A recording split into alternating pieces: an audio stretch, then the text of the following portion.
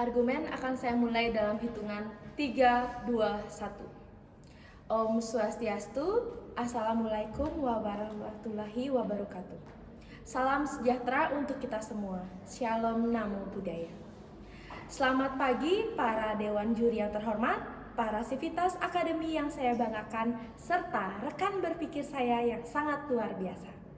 Perkenalkan, saya Nimade Ananda Chandra Rahmita Putri Kepakisan selaku pembicara 1 dari Stikes Wiramedika Bali.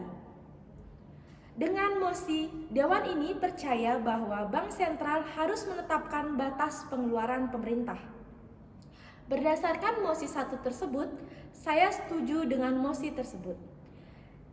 Bank Sentral memiliki aturan untuk menetapkan batas pengeluaran pemerintah, karena telah kita ketahui bersama bahwa Bank Sentral berperan secara signifikan dalam mengatur pengeluaran pemerintah. Nantinya akan berpengaruh dengan peredaran uang yang mampu menjaga stabilitas ekonomi.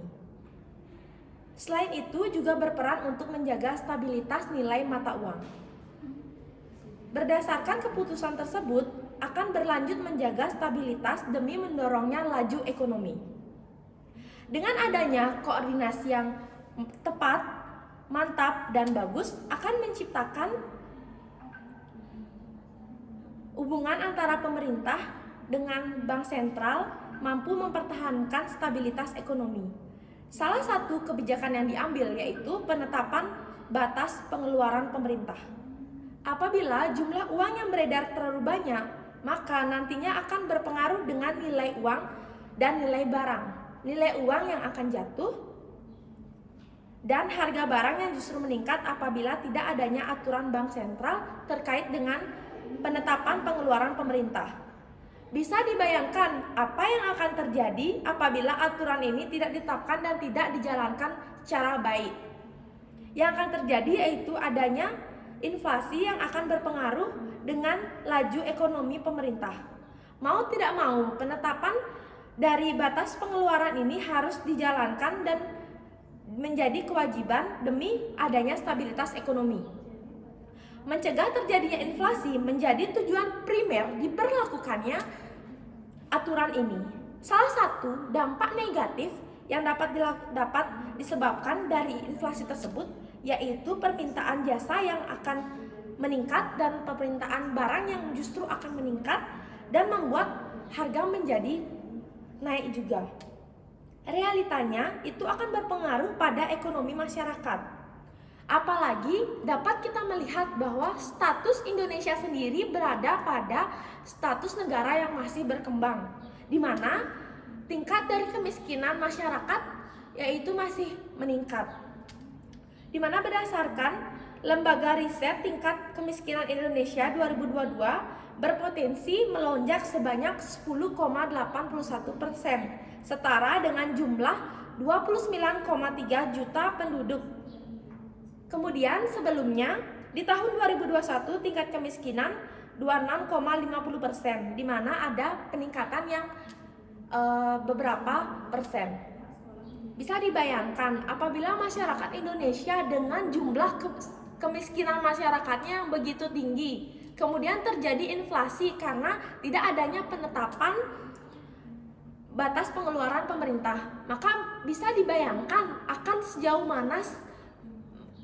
mana jumlah kesejahteraan masyarakat yang justru akan menurun secara signifikan.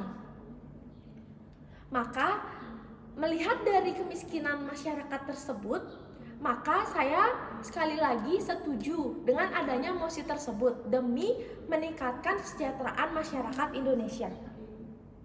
Dengan adanya inflasi juga berpengaruh negatif, yaitu untuk dapat perekonomian nasional yang akan menurun, investasi yang akan berkurang, serta pembangunan yang akan gagal karena tidak adanya kestabilan ekonomi. Kemudian defisit neraca pembayaran yang akan menurun yang akan mengakibatkan merosotnya tingkat kesejahteraan masyarakat. Maka dengan adanya kebijakan itu diberlakukan untuk meningkatkan kesejahteraan masyarakat demi terciptanya masyarakat yang memiliki tingkat kemiskinan lebih rendah.